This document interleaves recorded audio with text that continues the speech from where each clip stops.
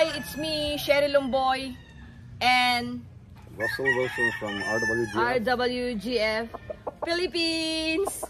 Yep. Ang hawak ko po is ito yung Larry Carter na white gold.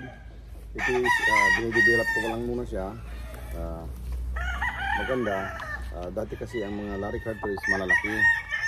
So ngayon, ito medyo okay na siya. Pwede na siyang pang Pilipinas. So far, may nailaban na ako na isa nito na street kong. Okay naman siya, magaling.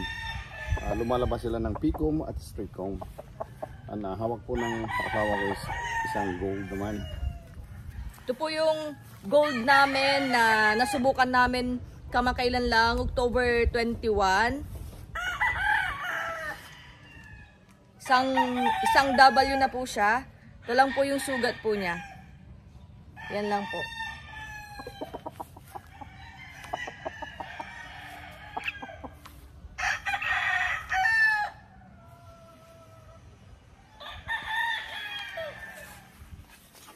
Yan. So alin po ang pipiliin niyo pag kayo? Itong white gold o yung gold na pan?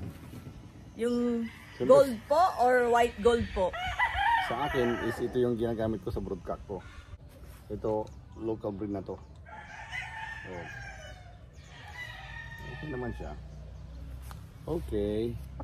Ayun po. Sa mga gusto pong magpa-shoutout po dyan, i-comment nyo lang po dyan para ma-shoutout ko po kayo sa next na video or sa vlog ko. Ayan. Maraming salamat po and shoutout po sa lahat po ng followers, sa lahat po ng subscribers ko sa YouTube channel. Maraming salamat po. Hanggang sa susunod po. Bye-bye po and God bless.